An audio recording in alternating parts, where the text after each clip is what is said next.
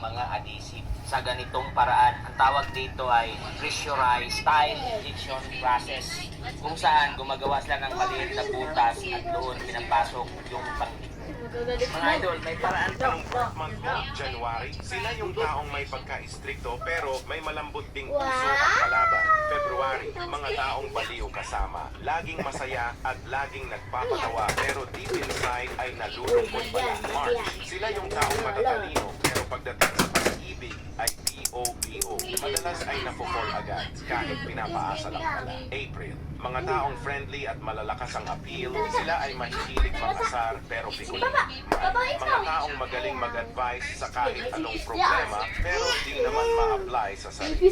June, may pagkamayabang at minsan ay maarte pero madaling lapitan at mapagkakatiwalaan. July, sila yung mga totoong kaibigan. Mahilig mag-travel o gumala kahit wala ng pera basta kasama ang mga kaibigan. August, bastos magsalita pero birhen, malakas ang tama pero hindi wasak. Kadalasan sa kanila ay swerte sa pag-ibig. September, mga taong tahimik lang sa umpisa pero pag nakilala mo na, kalog pala at masayang kasama. October, mga taong mabilis maghinala, magselos at mataas ang pride. Baba! Sa relasyon, madalas ay laging naiinip. Baba! November, mga taong good looking at may good personality. May diskarte sa buhay,